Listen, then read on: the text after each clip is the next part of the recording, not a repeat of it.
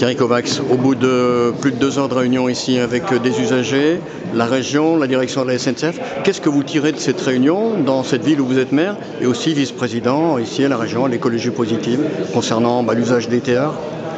Je crois qu'il y a eu des échanges très intéressants. Je crois que les choses ont été, les explications qui ont été apportées. Qu'est-ce qui ressort de tout ça? C'est un manque d'anticipation, des commandes qui auraient dû être passées il y a une dizaine d'années,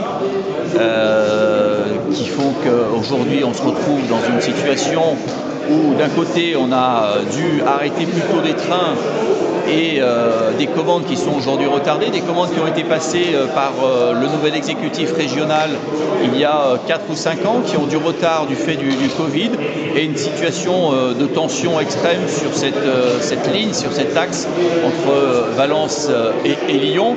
Mais il y a des perspectives qui ont été montrées de livraison prochaine de ce matériel commandé il y a de cela maintenant près de 4 ans, qui sera livré donc fin 2023, début 2024.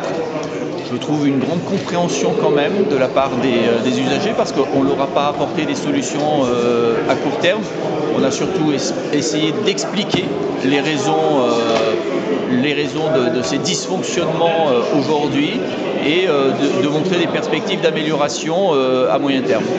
Est-ce que ces réactions d'usagers, justement, qui n'étaient pas de la colère, mais de la volonté d'être respectées, vous encouragent justement dans votre action d'élu sur les trains?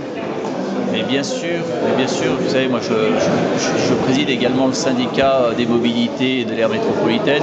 On travaille sur le RER métropolitain. Il y a une question qui a été posée par un monsieur en disant il serait temps de s'y mettre, mais ça fait quand même quelques années qu'on travaille là-dessus, et on avance entre la région et la métropole sur l'acceptation de passer au système OURA pour que les systèmes se parlent, pour essayer d'harmoniser les grilles tarifaires. Quand on parle de jeunes, est-ce qu'on parle des moins de 26 ans, des moins de 18 ans, quand on parle des tarifs sociaux, tout ça c'est tout un travail de l'ombre qui est en train d'être fait aujourd'hui, avec des avancées. N'oublions pas l'ouverture de ce nouveau quai en gare de Pardieu, qui donne aujourd'hui beaucoup plus de possibilités. Il y a des sommes colossales qui sont investies aujourd'hui. Il y a des travaux en chambre qui sont faits entre la métropole de Lyon, la région, et puis il y a un combat à mener en commun.